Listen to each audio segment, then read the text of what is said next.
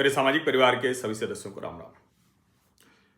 धार भोजशाला में आज सुबह से हिंदू जा रहे हैं और अपने उस स्थान को जो वर्षों की उनकी एक सांस्कृतिक समृद्धि का प्रतीक है, धन वाली नहीं, सांस्कृतिक समृद्धि का प्रतीक है, विजडम का, ज्ञान का, नॉलेज का, उसका प्रतीक है, जो सही मायने में विश्वगुरु होने का आधार है, उसको फिर से प्राप्त कर लेना। अंग्रेजी में चलता है ना, रिक्लेमिंग द ग्राउंड। तो जो रिक्लेमिंग है, जो कल्चरल सिविलाइजेशन की बात होती है, सिविलाइजेशनल आइडेंटिटी की बात होती है, हमारी सभ्यतागत पहचान है ना। हम कोई ऐसा तो है नहीं कि अचानक कोई बना, कहीं कोई कुछ लोग पहुंच गए, कुछ कर दिया, वहां मिल गया उनका देश, ऐसे नहीं है ना। हमारा तो संस्कृति सभ्यता वाला देश है और उसके पीछे धर्म है, सनातन है, हिंदू है, हमारे देवी देवता हैं और उन देवी देवताओं से हमको मिलने वाली शक्ति है। और वाग देवी माँ सरस्वती तो पूरी तरह से, मतलब एक तरह से कहें कि उनकी तो आराधना हम सब करते हैं। और भारत में जो मुस्लिम भी हैं, अगर वो विद्या लेते हैं, कला के क्षेत्र में हैं, ऐसा काम करते हैं, तो माँ सरस्वती की आराधना करते ही करते हैं। लेकिन दुर्भाग्य देखिए कि कांग्रेस ने एक ऐसी राजनीति की कि हमारे सभी हिंदू आस्था के केंद्रों को, संस्कृति के केंद्रों को, पहचान के केंद्रों को विवादित बना दिया। कैसा विवादित बनाया?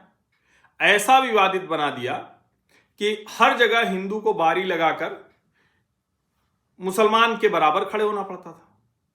कमाल की बात ये कि ये जो आज का मुसलमान है वो तो हिंदू है, कन्वर्ट हुआ है, उसको समझ में नहीं आ रहा है। लेकिन जिस मुसलमान ने तोड़फोड़ की थी, मंदिर तोड़े थे, मूर्तियों को पांवों के नीचे कुचला था, गड्ढे में दफन कर दिया था, जहां नमाज शुरू कर दी मूर्ति की जगह, मूर्ति की घंटियों की जगह वहां अजान सुनाई देने लगा, जहां हमारे लिए पवित्र स्थल हुआ करता था वहां कुल्ला करना, जाने क्या क्या होने लगा। तो ये समझा ही नहीं जा सका कि दरअसल हिंदू मुसलमान का मसला ही नहीं है, ये भारत की सभ्यता संस्कृति पर विदेशी आक्रांताओं के हमले का मसला है। अब इसीलिए इसको जरा विस्तार से समझना चाहिए। धार की भोजशाला मंदिर नहीं था। अब आपको लगेगा कि अरे अभी तो न्यायालय ने कहा कि मंदिर है, मस्जिद नहीं है, वो कौन सा कमल मौला मस्जिद क्या बनाया था उन्होंने। मैं फिर कह रहा हूं, ये मंदिर नहीं है, ये हमारे ज्ञान के मंदिर हैं, ज्ञान की देवी सरस्वती का मंदिर है। हम जब बात करते हैं ना, तक्षशिला, नालंदा किधर हैं, किधर नहीं हैं, हम जब ये सब बात करते हैं तो अब ठीक है, अब चला गया भाई पाकिस्तान में, तो पाकिस्तान भी उसी संस्कृति की तो बात करेगा, क्योंकि पाकिस्तान कोई देश तो है नहीं, कोई मुल्क तो है नहीं। पाकिस्तान तो हमारा अपना ही है और कट के चला गया है। वही इस्लामिक आक्रांता, वही इस्लामिक थॉट प्रोसेस, वही मुसलमान बन जाना विदेशी आक्रांताओं का है। बांग्लादेश भी वैसे ही। तो चाहे माँ ढाकेश्वरी देवी हो या हमारी शारदा पीठ हो या जो भी हैं इस तरह से हमारे केंद्र। अब चलिए, वो तो पाकिस्तान बांग्लादेश चला, लेकिन भारत में कांग्रेसी सरकारों ने सोचिए क्या किया, और कांग्रेस से बाद में निकले जो ऑफशूट रहे अलग अलग, उन्होंने क्या क्या किया उसकी कल्पना जरा आप कीजिए। अभी पश्चिम बंगाल में भारतीय जनता पार्टी की सरकार आई, जो बीएल संतोष जी हैं, उन्होंने कहा था कि सिविलाइजेशनल वॉर है, ये चुनाव नहीं है। तो अब सिविलाइजेशनल वॉर जो है वो जब कहते हैं तो वो कोई पार्टी वाला मसला नहीं है। अब देखिए कैसे चीजें बदल रही हैं पश्चिम बंगाल में, वो सब बदलता हुआ दिख रहा है। चुनौती बड़ी है, उस पर अलग से बात कर लेंगे, वो बात ही अलग है। और भाजपा क्या कर रही, भाजपा को सबसे बड़ा डर क्या है, वो भी आपको बताएंगे आगे अलग। लेकिन अभी सिर्फ धार भोजशाला। अब कई लोग कह रहे हैं कि देखिए ये राम मंदिर जैसा है। राम मंदिर जैसा नहीं है, सब ये अलग अलग हैं लेकिन मूल एक ही है, हिंदू सभ्यता संस्कृति पर विदेशी मुगल आक्रांताओं का हमला। राम मंदिर वहां था, बाबर का सेनापति मीर बाकी 15वीं शताब्दी में आया, ये 1000वीं शताब्दी का है। राजा भोज और भोजशाला जैसे हम आजकल कहते हैं ना पाठशाला, तो भोजशाला, जैसे मैं जिस शहर प्रयागराज का हूं तो वहां इलाहाबाद विश्वविद्यालय है, तो कई लोग कहते हैं कि वो तो अंग्रेज मना गए इसलिए म्योर सेंट्रल कॉलेज से, इसलिए नहीं भैया, वो प्रयागराज है, चूंकि संगम की धरती है, महर्षि भारद्वाज का आश्रम था, विश्व का पहला गुरुकुल था, राम लक्ष्मण वहां गए थे, और इसलिए इलाहाबाद विश्वविद्यालय और सारी प्रतिष्ठा संगम से ही। हम खुद इलाहाबाद विश्वविद्यालय के विद्यार्थी हैं तो हम उसको गर्व करते हैं, लेकिन मूल में वही है कि वो भूमि उर्वर है। अब भारत ने ऐसे ज्ञान के केंद्र तैयार किए थे, जिसको हम नालंदा, तक्षशिला, नालंदा तो नए सिरे से, चूंकि भारत में है तो नए सिरे से बन रहा है, नए सिरे से तैयार भी हो रहा है, अलग अलग उसके जो कहते हैं ना कि जो थोड़ी बहुत आलोचना वास्तु और उस सब को लेकर हो, इमारत को लेकर हो, लेकिन लाल ईंट वाली इमारत फिर से बन गई, वहां कोर्सेज भी चल रहे हैं, पाठ्यक्रम शुरू हो गए। अब वो उस तरह से हो पाएगा नहीं हो पाएगा, जो अलग अलग लोगों ने, बख्तियार खिलजी ने जो जला दिया, दुनिया का सबसे बड़ा पुस्तकालय था वो। और मैं इसीलिए कह रहा हूं, जो आज वो हंसते हुए कहते हैं ना कि हिंदू सनातन ये सब कहने वाले, ये तो पढ़ते लिखते ही नहीं भैया, वही पढ़ते लिखते थे। चीन का यात्री आता था, चीन का स्कॉलर आता था, तो वो भी सोचता था कि चलो हम चलते हैं, भारत चलेंगे तो थोड़ा पढ़ाई कर पाएंगे, वही करता था। और इसीलिए ये सामान्य नहीं है जो ये निर्णय आया है, और इसीलिए मैं थोड़ा विस्तार में इसकी बात कर रहा हूं। अब आपको तो ध्यान में है ही है कि जब इसको हम इसकी बात करते हैं तो पहले समझना पड़ेगा कैसे पकड़ा कैसे गया चीजों को। अब यह आंदोलन तो जब से स्वतंत्र हुआ भारत तब से चल रहा है, 1952 से। 1961 में एक डॉक्टर विष्णु श्रीधर वाकणकर ये पहुंचे लंदन के संग्रहालय, और वहां उन्होंने वाग देवी की मूल प्रतिमा देखी और कहा कि ये धार की भोजशाला की। उन्होंने अलग अलग पैरवी भी की, प्रधानमंत्रियों से भी मिले, सब कुछ किए, लेकिन हो नहीं पाया। 1991 में यहां पर साप्ताहिक सत्याग्रह की शुरुआत हुई। आप जरा सोचिए, नेहरू जी का भारत कैसा बना, क्या किया, हिंदुओं को अपमानित करना, हिंदू आस्था के केंद्र को पीछे ढकेलना, सब काम उन्होंने किया, सब काम उन्होंने किया। और समझिए जरा कि 1991 से साप्ताहिक सत्याग्रह हुई। 4 फरवरी 1991 को भोजशाला उत्सव समिति ने प्रति मंगलवार परिसर के बाहर धरना और हनुमान चालीसा का पाठ शुरू किया। तो क्या किया इस सरकार ने? 1995 में हिंदुओं को मंगलवार को पूजा और मुसलमानों को शुक्रवार को नमाज पढ़ने की अनुमति दे दी। ये कौन सा भैया? यही तो फ्रॉड सेकुलरिज्म है ना। आप किसी मस्जिद में क्या पूजा होते हुए देख सकते हैं? संभव है? वो तो मूर्ति पूजा को मानते नहीं। और अगर वहां मूर्ति पूजा, ईश्वर, उन सब की वहां आराधना हो रही, तो क्या उनके हिसाब से वो इस्लाम में चलेगा? नहीं होना चाहिए।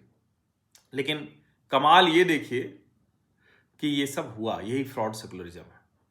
हमारे जो ज्ञान का केंद्र है, और मैं तो कहूंगा कि भोजशाला मंदिर न रह जाए सिर्फ वाग्देवी मां सरस्वती का, वहां शानदार एक विश्वविद्यालय बनाना चाहिए, शानदार विश्वविद्यालय बनाना चाहिए। उसके बगल बड़ी जमीन अलॉट कीजिए, प्रतिदिन मां सरस्वती की पूजा हो और उसको आगे बढ़ाए।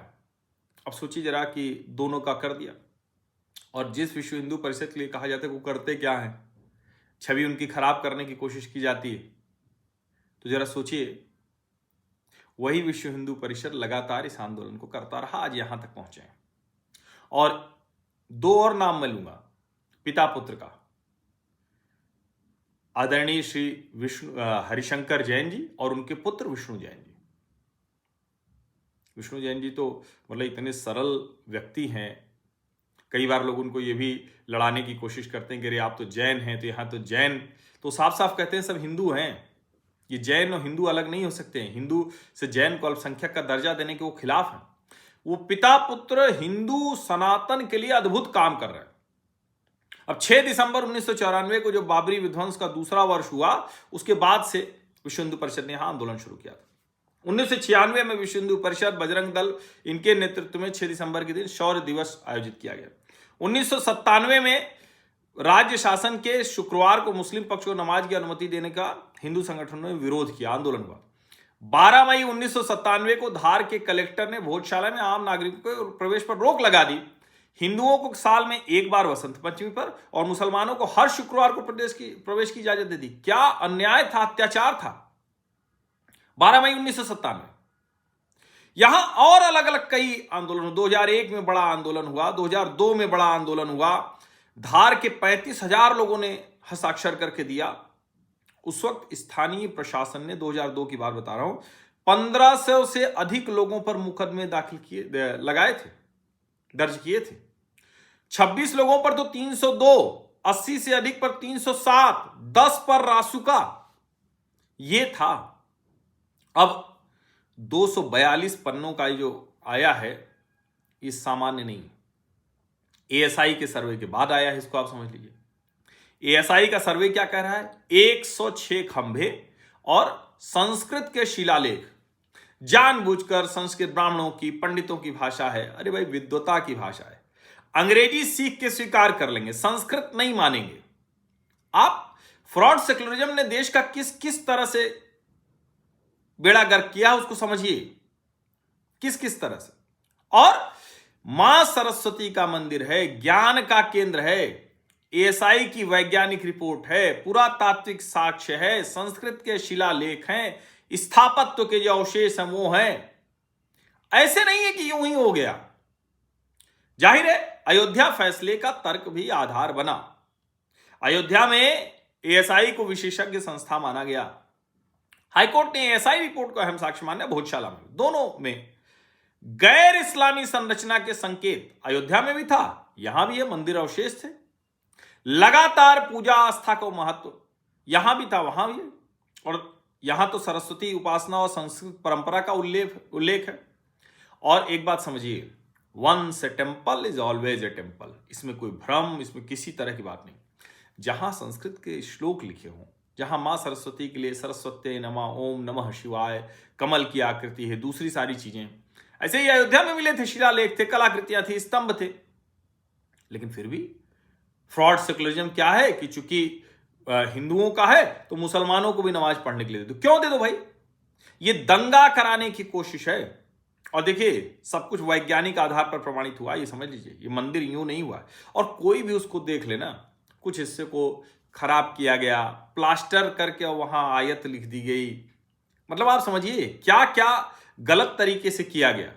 लेकिन जो भी पुराने स्तंभ हैं, जो भी मूर्तियां हैं, जो कुछ वहां शिलालेख है, संस्कृत की चीजें, वो सब साफ साफ दिख रहा है।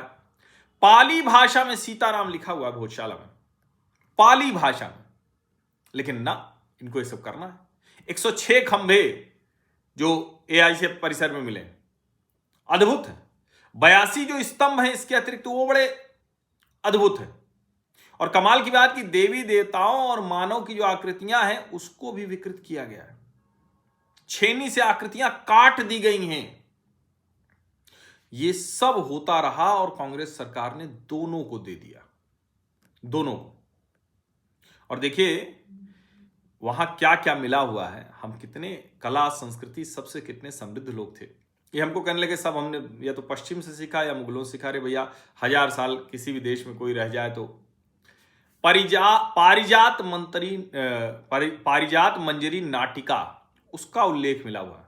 और लिखा क्या है कि इसका मंचन शारदा देवी के सदन में। शारदा देवी कौन है? सरस्वती। सदन मतलब शिक्षा केंद्र। इतना साफ साफ इसमें लिखा हुआ है। और imperial gazetteer of India, royal Asiatic society journal और दूसरे ऐसे जो हैं, उस सब का भी प्रमाण मिला हुआ है। साफ साफ लिखा हुआ है संस्कृत में, पाली भाषा में, ये सब कुछ है। एक भी प्रमाण नहीं आया कि 1034 ईस्वी से पहले यहां कोई मस्जिद थी। और मस्जिद तो सिर्फ वक्फ भूमि पर बन सकती है, वक्फ भूमि तो मिला नहीं। और वहां जैन पक्ष भी गया, वो अंबिका देवी की बता रहे थे, तो वो मिला नहीं। और मूल रूप से वो जो कह रहे हैं वो बड़ा सामान्य है। जैन जहां भी होगा तो हिंदू स्थानों पर मिलेंगे ही मिलेंगे। अब जरा सोचिए, जिस तरह से हुआ है इसको समझना बहुत जरूरी है। और इसीलिए अब मैं जरा विस्तार से आपको घटनाक्रम बता देता हूं जिससे आपके ध्यान में रहे। 1034 में राजा भोज ने यहां भोजशाला बनाई, सरस्वती सदन के नाम से। यहां मां वाग्देवी यानी सरस्वती माता की प्रतिमा स्थापित हुई। 1305 से 1409 अलाउद्दीन खिलजी और दिलावर खान गोरी, उन्होंने वहां के जो शासक थे महालक देव और गोगल देव, उनको हराया और धार पर कब्जा कर लिया। सब तोड़फोड़ तहस नहस कर दिया। 1401 से 1531 मालवा सल्तनत वहां आ गई। 1459 में मौलाना कमलुद्दीन टॉम्ब बन गया।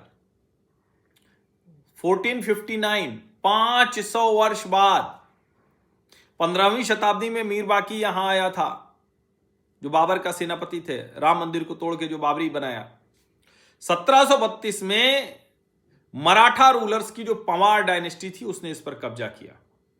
1875 में जब वहां खुदाई हुई भोजशाला में, तो वाघ देवी की प्रतिमा मिली।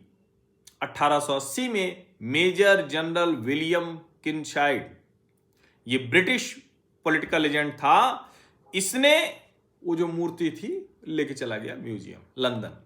ये जो अंग्रेज कहते हैं हम बड़े समृद्ध हैं, हमारे संग्रहालय, हमारे सब कुछ, और ये जो फ्रॉड ग्रंथि से, फ्रॉड सेकुलरिज्म ग्रंथि से पीड़ित जो हमारे इतिहासकार हैं, जो बुद्धिजीवी हैं, ये इतने पागल किस्म के हैं, मूर्ख किस्म के हैं कि उन्हीं को पढ़ पढ़ के कहते हैं कि ये पढ़ नहीं रहे। ये बात सही है कि आज जिस तरह से हिंदू धर्म ग्रंथों पर, हिंदू संदर्भों पर, सनातन पर, हमारी मूल संस्कृति पर बात करने की जरूरत है, उतना नहीं हो पाता है, क्योंकि वो संदर्भ ग्रंथ कठिन मिलते हैं ना। ये वाले तो सब हैं, 1000 साल से सब मिल रहे हैं हमें, तो हम वही पढ़ पढ़ के वही प्राचीन इतिहास, मध्यकालीन इतिहास, आधुनिक इतिहास प्रसन्न है। 1909 में धार के रूलर ने एंशिएंट मॉन्यूमेंट एक्ट 1904 वो लागू कर दिया, और धार दरबार गैजेट 1908 से 1909 प्रोटेक्टेड मॉन्यूमेंट बना दिया, संरक्षित। 1934 में धार स्टेट के दीवान के नादकर ने एक ऑर्डर दिया और भोजशाला को कमल मौलाना मॉस्क कर दिया। कब? 1934 में, लगभग 1000 वर्षों के बाद, 900 वर्षों के बाद। 1944 में मौलाना कमलुद्दीन चिश्ती की पहली उर्स यहां आयोजित हो गई। बस हो गया, ये स्थापित हो गया। ऐसे ही तो स्थापित किया गया देश में। अब कौन इतना पीछे जाके करेगा? और उसका दंगे भड़क गया, हिंदुओं ने विरोध किया। 1952 में हिंदुओं ने भोज उत्सव का आयोजन किया बसंत पंचमी पे। एएसआई ने इसे प्रोटेक्टेड मॉन्यूमेंट 1952 में कर दिया। नेहरू जी की सरकार आने के बाद जो कुछ हुआ, वो देश के हर हिंदू आस्था के स्थल को इसी तरह से एक करने की कोशिश की गई। 1988 में एक और मूर्ति पाई गई, एएसआई को दी गई। 1997 में धार के कलेक्टर ने मुस्लिमों को शुक्रवार को नमाज और बसंत पंचमी हिंदुओं को दे दिया, साल में एक बार। बताइए, सारे दिन बंद कर दिया, हमारे ज्ञान के केंद्र को बंद कर दिया। 2003 फरवरी में फिर कम्युनल सांप्रदायिक दंगे हुए। हालांकि सांप्रदायिक दंगे क्या कहेंगे, हिंदू अपने अधिकार के लिए लड़ रहे थे, मुसलमान उनके सामने खड़े थे। 2003 अप्रैल में एएसआई ने हिंदुओं को मंगलवार को और बसंत पंचमी को और उनको शुक्रवार को कर दिया। अब जरा आप सोचिए, इतने संघर्ष के बाद ये बनी। मई 2025 से तो बाकायदा अदालत में मामला है, हिंदू फ्रंट ने डाला था, और दूसरी तरफ से मौलाना कमलुद्दीन वेलफेयर सोसाइटी। 2 मई 2023 को हिंदू फ्रंट ने एक और याचिका डाली और कहा कि फ्राइडे की नमाज नहीं हो सकती जो 2003 में की गई है। फरवरी 1924 में ये याचिका आगे बढ़ी और जीपीआर सर्वे, एग्जेक्यूशन, कार्बन डेटिंग, उस सब के लिए कहा गया। 11 मई 2024 डिवीजन बेंच जो एमपी हाई कोर्ट की थी, उसने कहा कि भैया कंप्लीट साइंटिफिक इन्वेस्टिगेशन करो, सर्वे करो, एग्जेक्यूशन करो 6 हफ्ते के अंदर। 22 मार्च 2024 को 5 सदस्यों की एएसआई की टीम काम शुरू कर देती है।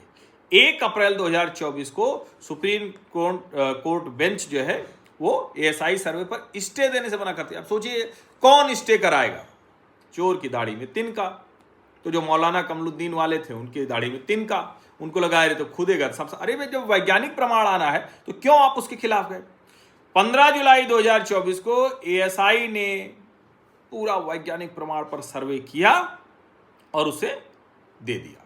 2189 पेज का 10 वॉल्यूम का सर्वे दिया। 23 जनवरी 2026 को सुप्रीम कोर्ट मौलाना कमलुद्दीन वेलफेयर सोसाइटी की पिटीशन सुनती है और दोनों को कहती है कि भाई आप अपना पूजा भी करिए, नमाज भी करिए। 28 मार्च 2026 को मध्य प्रदेश हाई कोर्ट के 2 जज जो इंदौर खंडपीठ है वहां जाते हैं, भोजशाला कमल मौलाना कॉम्प्लेक्स को देखते हैं और ये सब करके और वो समझते हैं कि क्या है। पिटिशनर्स को साथ लेके नहीं गए। 6 अप्रैल 2026 को हिंदू साइड कहते हैं, हिंदू पक्ष कहता है कि भैया ASI केस में साफ साफ मिला है 11वीं शताब्दी का परमार युग का मंदिर है और उनको कुछ नहीं मिला। तो मुस्लिम क्या शुरू कर देते हैं, अरे ये तो सब हिंदू हो रहा है, ये कर रहे हैं वो कर रहे हैं। 12 मई 2026 को 21 दिन की नियमित सुनवाई के बाद ये अंतिम निर्णय आता है।